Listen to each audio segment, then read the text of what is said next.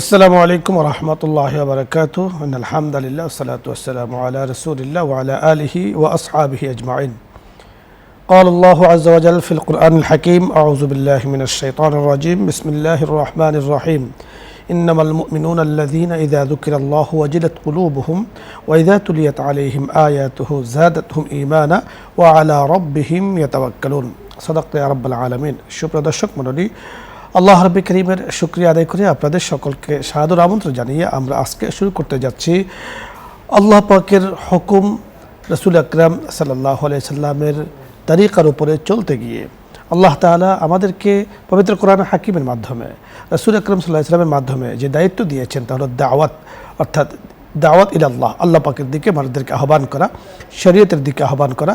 সেই আহ্বানের উদ্দেশ্যেই আজকে আমাদের এই প্রোগ্রামে আগমন। আপনাদের সকলকে আমারও সাদর আমন্ত্রণ জানাচ্ছি। আল্লাহ রাব্বুল কারীম পবিত্র কোরআন হাকিম আমাদেরকে বলে দিয়েছেন ইন্নামাল মুমিনুন, প্রকৃত মুমিনের পরিচয়, মুমিন কারা তাদের পরিচয় দিয়েছেন।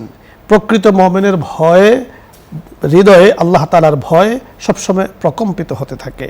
আর আল্লাহ তাআলার ভয় অন্তরে জাগ্রত করার পদ্ধতি কি, উপায় কি, আজকে এই বিষয় নিয়ে কথা বলবেন বিশিষ্ট ইসলামী চিন্তাবিদ শেখ শহীদুল ইসলাম খতিব হযরত ওমর বিন খাত্তাব রাদিয়াল্লাহু তাআলা আনহু, মাদ্রাসা মসজিদ কমপ্লেক্স, মিরপুর, ঢাকা।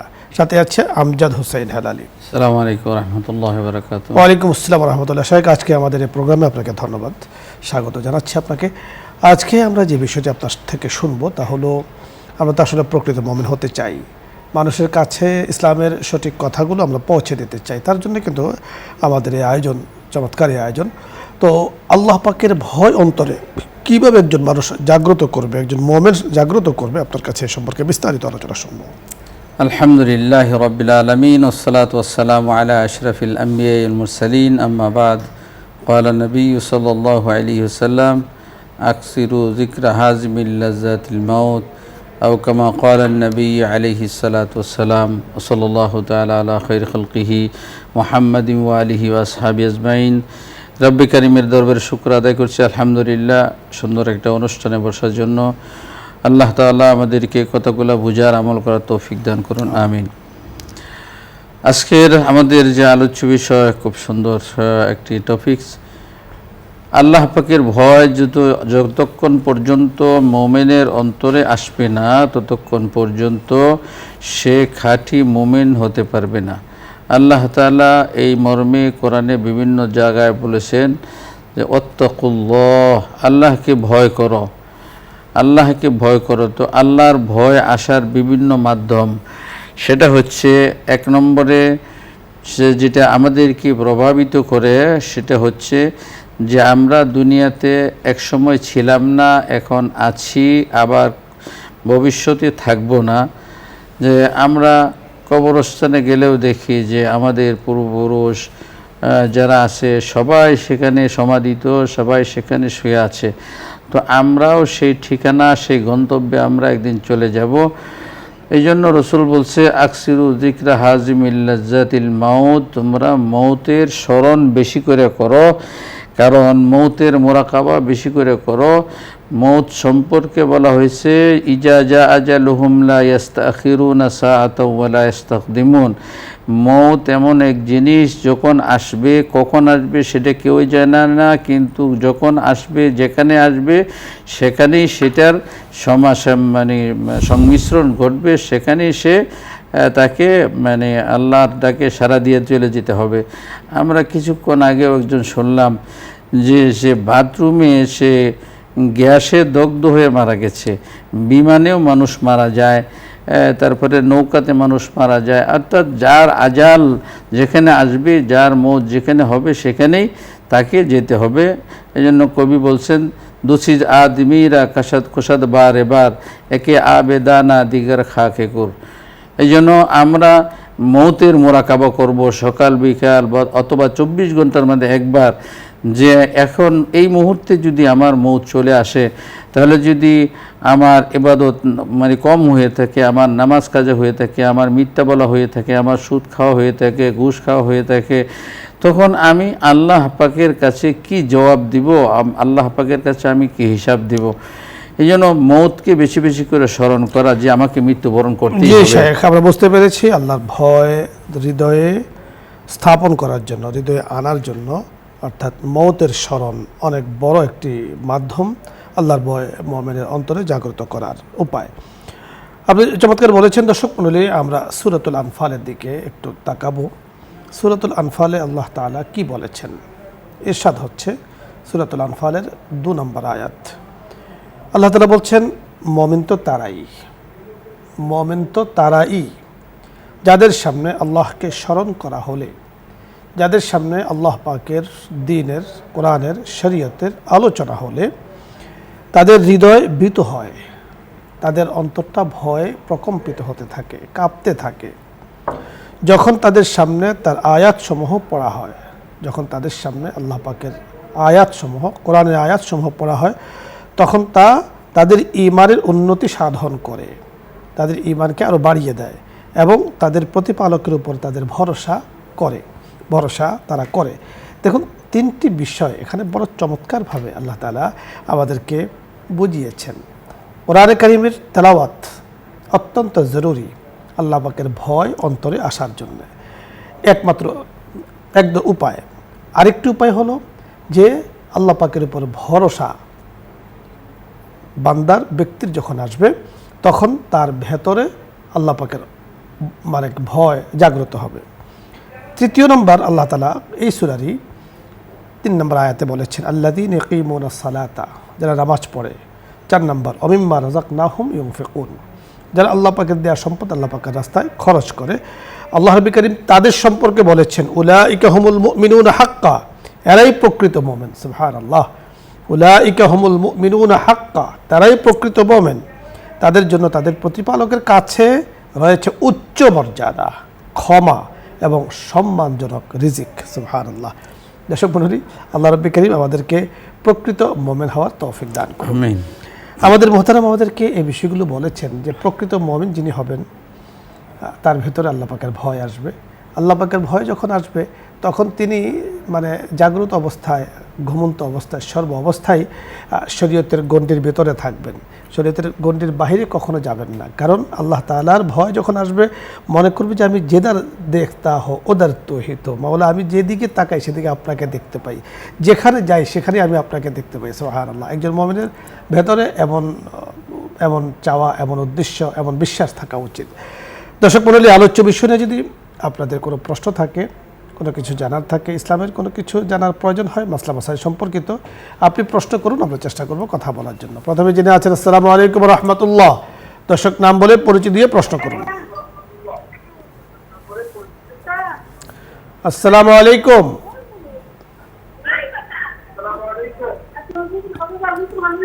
টিভির ভলিউম কমিয়ে প্রশ্ন করি।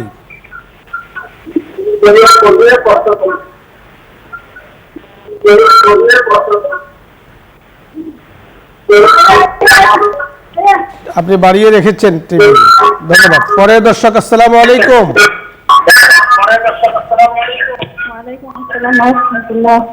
ভালো আছেন? জি আলহামদুলিল্লাহ। আপনার প্রশ্ন বলুন। আমার 2টা প্রশ্ন। আমার প্রথম প্রশ্ন হচ্ছে, সহসেজদা দেওয়ার সময় যদি আত্তাহিয়াতুর পরে আবার দুরূদ শরীফ পড়ে ফেলে, তাহলে কি করণীয়? আর আরেকটা হচ্ছে যে মহিলারা যে নামাজ পড়ে, সিজদাটা কি পুরুষের মতন হবে নাকি আলাদা? জি ধন্যবাদ। পরে দর্শক, জি আসসালামু আলাইকুম। দর্শক জি, প্রশ্ন বলুন, আপনার প্রশ্ন বলুন। ওয়ালাইকুম আসসালাম ওয়া রাহমাতুল্লাহ। ওয়ালাইকুম আসসালাম।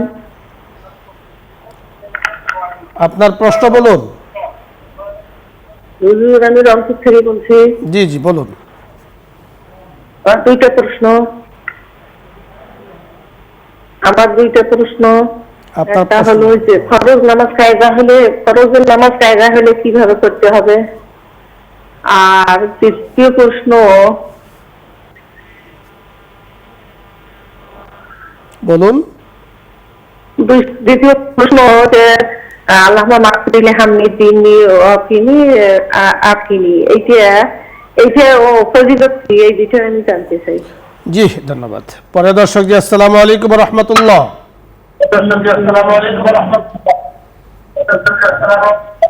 আসসালামু আলাইকুম। ওয়ালাইকুম আসসালাম। আপনার প্রশ্ন বলুন।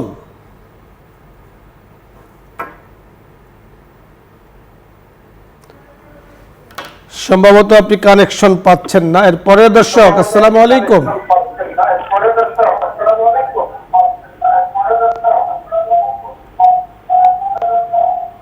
দর্শক শুনতে পেয়েছেন? প্রশ্ন বলুন। টিভির ভলিউম কমিয়ে কথা বলি।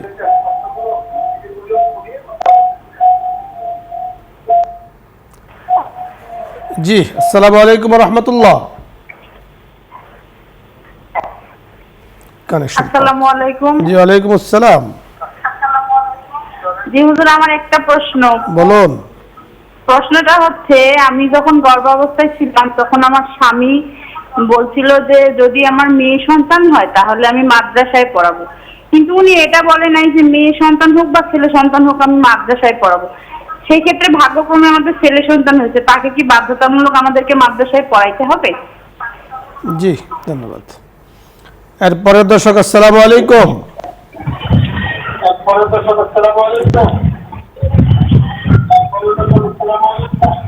হ্যালো।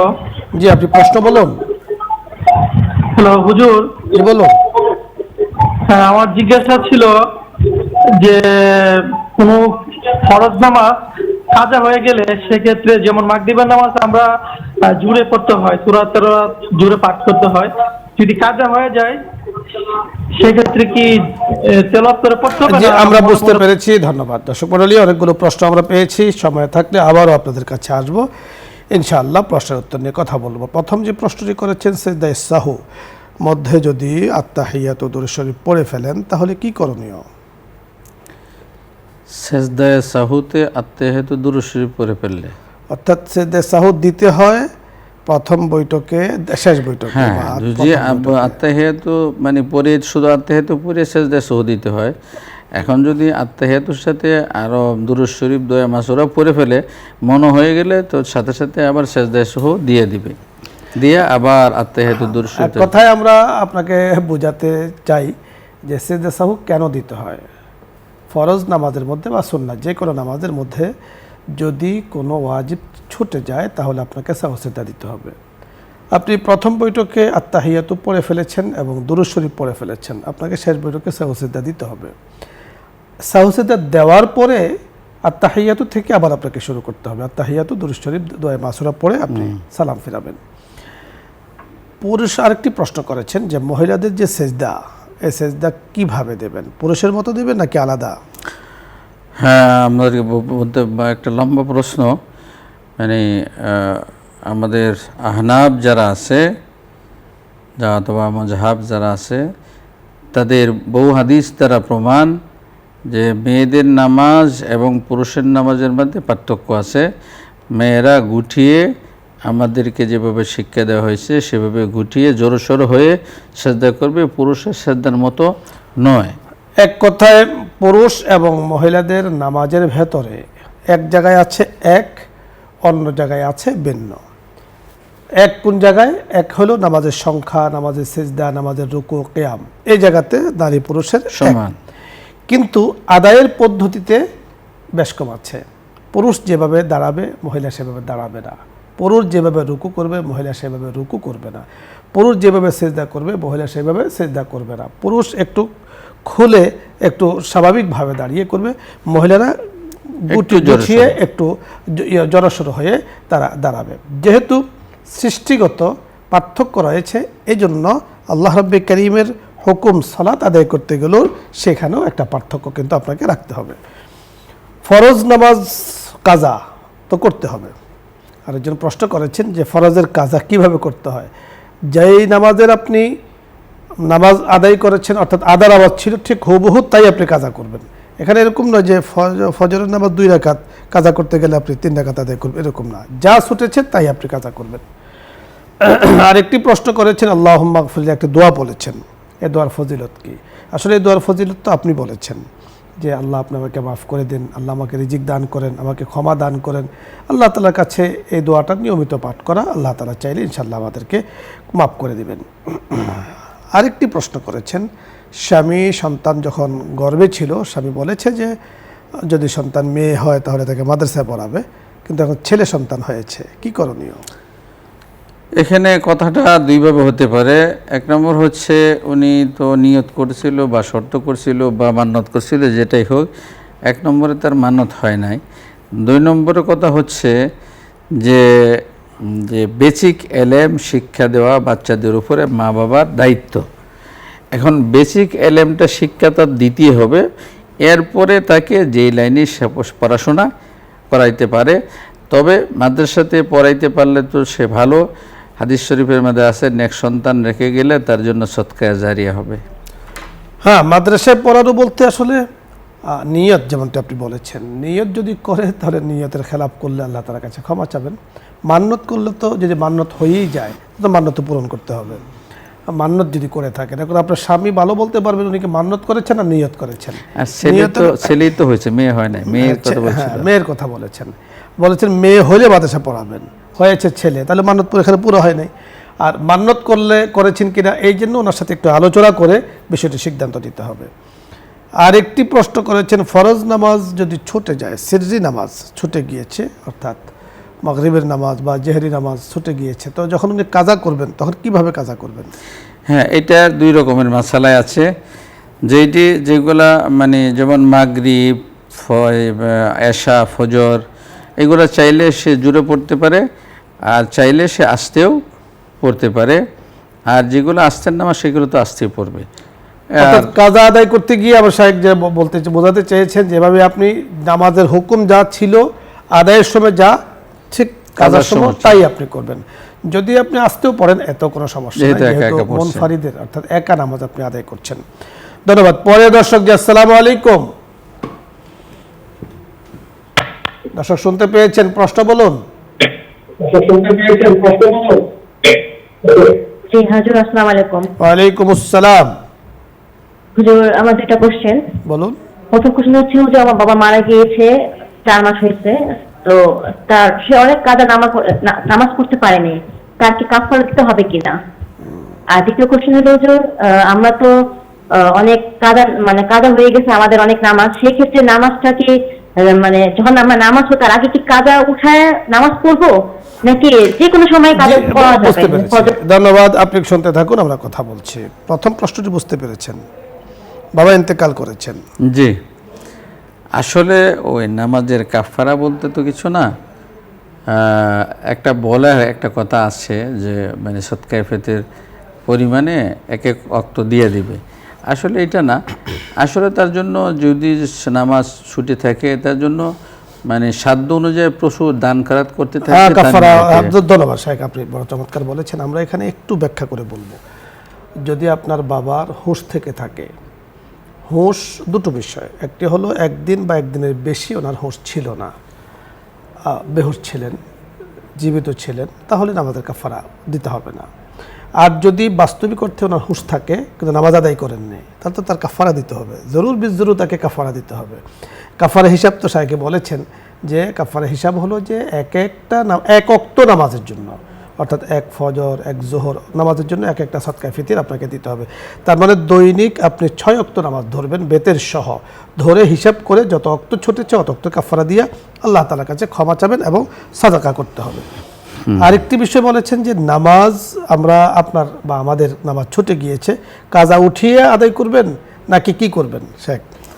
হ্যাঁ, এটার একটা কথা আছে মাশাআল্লাহ, কারো যদি জীবনে 5 ওয়াক্তের কম নামাজ কাজা হয়ে থাকে, এর মধ্যে যদি নামাজ ছুটে যায় তখন কাজা নামাজ আগে পড়বে, এরপরে ওয়াক্তিয়া নামাজ পড়বে। আর 6 ওয়াক্তের বেশি যদি ছুটা থাকে তখন মানে ওয়াক্তিয়া নামাজ আগে পড়ে নিতে পারবে, কাজা আগে পড়ে নিতে পারবে। চমৎকার আপনি বলেছেন শাহেখ, ধন্যবাদ। দর্শক মণ্ডলী, সর্বশেষ যে মাসালাটি, অর্থাৎ আমাদের যাদের নামাজ জীবনে ছুটে গিয়েছে হিসাব করে আপনি আদায় করতে থাকবেন, কিন্তু রানিং আমার যে আদা নামাজগুলো আছে সেটা আদায় করতেই হবে। এরকম যে ওগুলো উঠিয়ে পরে আপনি আদা নামাজ শুরু করবেন, বিষয়টা এমন নয়। আজকে আসরের নামাজ আপনি পড়বেন, মাগরিব পড়বেন, ফাঁকে ফাঁকে ওই নামাজগুলোকে আদায় করে নিব। আল্লাহ তাআলা আমাদেরকে তৌফিক দান করেন। আমিন। সকলে ভালো থাকুন, সুস্থ থাকুন। আল্লাহ রাব্বুল কারীম আমাদেরকে ভালো রাখার জন্য আল্লাহ তাআলার কাছে আমরা দোয়া করছি। আল্লাহ তাআলা আমাদের সকলের জন্য, বিশেষ করে নিউজ 24 বসুন্ধরা পরিবার, আমাদের সকলের মুসলিম পরিবারকে আল্লাহ তাআলা ভালো রাখেন। দুনিয়াবি পরকালীন বালা মুসিবত থেকে আল্লাহ তাআলা হেফাজত করেন। এখন দোয়া হচ্ছে, দোয়া ইস্তেগফার পড়ি। اللهم صل على سيدنا مولانا سيدنا محمد وعلى ونبينا آله وشفيعنا وصحبه وحبيبنا اللهم بارك مولانا على محمد وعلى آل محمد صلى كما الله باركت عليه على وسلم. إبراهيم استغفر الله. الحمد لله رب العالمين، الصلاة والسلام على سيد الأنبياء والمرسلين وعلى آله وأصحابه أجمعين. ربنا ظلمنا أنفسنا وإن لم تغفر لنا وترحمنا لنكونن من الخاسرين. يا الله يا كريم يا رحيم. নিউজ 24 এর আল্লাহ লাইভ প্রোগ্রাম ইসলাম আমরাই বসে আজকে জুম্মাবার দিন, দোয়া কবুল হওয়ার দিন, ইয়া আল্লাহ গুরুত্বপূর্ণ সময় আপনার শাহী দরবারে হাত তুলেছি। ওগো করিম, কত মানুষ নিয়ে হাত তুলেছে আপনি ভালো জানেন। মেহরবানি করে যার দুখানা হাত আপনার দরবারে পছন্দ হয়, তার উসিলায় আমাদের সকলের দোয়াকে আপনি কবুল মঞ্জুর করে নেন। ইয়া করিম ইয়া রহিম ইয়া আল্লাহ, যতগুলো মানুষ হাত তুলেছেন ইয়া আল্লাহ, যারা সুযোগ করে দিয়েছেন মাওলাই করিম ইসলামকে, দিনকে, দেশ ও জাতিকে মোহাব্বত করে ভালোবেসে, ইয়া আল্লাহ আয়োজনের সাথে যারা যুক্ত আছেন মেহরবানি করে সকলকে মাফ করে দেন। আমাদের চেয়ারম্যান মহোদয়, পরিবারের সদস্য যারা আছেন, ইয়া আল্লাহ বিজীবিতদেরকে নেক হায়াত দান করেন। যারা পরকালে চলে গিয়েছেন সকলকে আপনি মাফ করে দেন। দেশের জন্য ইয়া আল্লাহ খায়রুল কল্যাণের ফয়সালা করে দেন। তামাম বালা মুসিবত থেকে মেহরবানি করে ইয়া আল্লাহ আমাদেরকে, দেশকে, উম্মতে মুসলিমাকে আপনি হেফাজত করেন। আপনার হাবিব রসুলাই মেহরবানি করে আমাদের দোয়াকে কবুল ও মঞ্জুর করে নেন। আমিন বিহুরমতি সাইয়্যিদুল মুরসালিন। আলহামদুলিল্লাহি রাব্বিল আলামিন।